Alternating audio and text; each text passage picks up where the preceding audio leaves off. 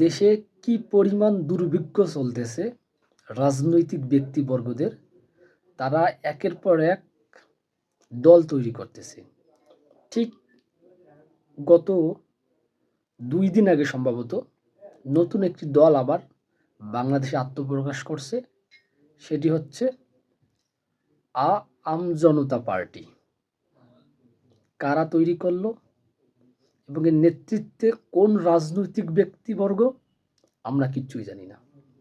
একের পর এক দেশে এখন রাজনৈতিক দল তৈরি হচ্ছে, যাদের পেছনের উদ্দেশ্য কি, তাদের দল তৈরি করার উদ্দেশ্য কি, আমরা যে সাধারণ জনতা আছে তারা কিছুই জানতেছি না।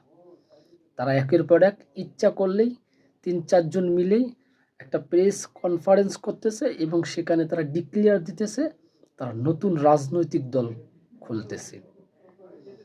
বাংলাদেশে 24-এর গণ অভ্যুত্থানের পরে বিশাল একটা পরিবর্তন এসেছে এবং সেই পরিবর্তনের পেছনে যারা সবচেয়ে বেশি কার্যকরী ভূমিকা পালন করছে এদেশের ছাত্র সমাজ, এবং যারা এই নেতৃত্ব দিয়েছিল ঢাকা বিশ্ববিদ্যালয়ের নাহিদ, সার্জিস, হাসনাত, আসিফদের মতো তরুণ ইয়ং ছেলেপেলে। তাদের নেতৃত্বে গত কয়েক মাস আগে নতুন রাজনৈতিক দল তৈরি হয়েছে, যেটা আছে জাতীয় নাগরিক পার্টি, ন্যাশনাল সিটিজেনশিপ পার্টি। সেখানে আহ্বায়ক হিসাবে 24-এর গণ অভ্যুত্থানের নায়ক, যার নেতৃত্বে এই বাংলাদেশ নতুন সূর্য উদয়ের দেশ দেখতে পায়, নতুন একটি দেশ দেখতে পায়, মানুষ নতুনভাবে তাদের স্বপ্ন দেখতে পাচ্ছে, কথা বলতে পারতেছে, সেই ছেলেটি নাহিদ ইসলাম, যে ওই দলের প্রধান আহ্বায়ক হয় এবং সে ইন্টারিম গভর্নমেন্টের একজন আইসিটি বিষয়ক উপদেষ্টাও ছিলেন। তিনি তার পদ ত্যাগ করেন এবং পদ ত্যাগ করার পর তিনি নতুন দল আত্মপ্রকাশ করেন এবং সে দলের সে একজন সম্মানিত ব্যক্তিবর্গ কিংবা সেই দলের প্রধান হর্তাকর্তা হিসাবে তিনি নিযুক্ত হন এবং সদস্য সচিব হিসাবে থাকেন আখতারুজ্জামান। সবচেয়ে এখন বড় কথা হচ্ছে যে এই বাংলাদেশে নামকরা যে দলগুলো আছে, বিশেষ করে আওয়ামী লীগ, বিএনপি।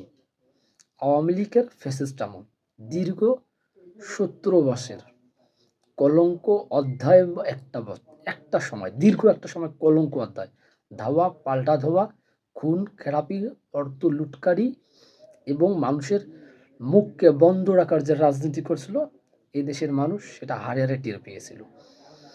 এবং আমরা যে ইয়ং জেনারেশন আছি তারা কিন্তু আমরা বিএনপির রাজনীতি দেখিনি, কিংবা বিএনপির শাসনামল যদি দেখি বলতে পারি না তাদের শাসনামল কীরকম ছিল, কিন্তু আমরা এটা স্পষ্ট যে আমরা আওয়ামী লীগের শাসনামল দেখছি, তাদের দুঃখ সহ শাসনামল। তারা যেভাবে রাজনীতি করছে দেশে, যেভাবে ভোট করছিল এদেশের মানুষ সেটাকে বর্জন করেছিল সেই অনেক আগে। তারপরে গণ অভ্যুত্থানের মধ্যে এদেশ থেকে বিতাড়িত হয় ফ্যাসিস্ট হাসিনা সরকার, এবং তারপর থেকেই কিছু মানুষ মন চাইলেই এখন দল খুলতেছে, দল তৈরি করতেছে। কিন্তু তারা দল তৈরি করুক, কিন্তু দল তৈরি করতেছে যারা, তাদের তো সারা বাংলাদেশে একটা পরিচিত লাগবে। যেমন নাহিদ ইসলাম সারা বাংলাদেশের মানুষকে চেনে, সারা বাংলাদেশের মানুষ চেনে ওই ছেলেটাকে। তার যে দাপট, তার যে কথাবার্তা খুবই মনোমুগ্ধকর, ভালো লেগেছিল। অবশ্যই বাংলাদেশের জন্য যারাই কাজ করুক খুব সুন্দর মত প্রকাশের এবং যেটা অন্যায় এবং যেটা ন্যায় সেটা বলার জন্য সকলের সাহস থাকে, এবং সেটা বলতে গিয়ে যদি কোনো ধরা পাল্টা ধাওয়া এরকম যেন কোনো কিছু না ঘটে।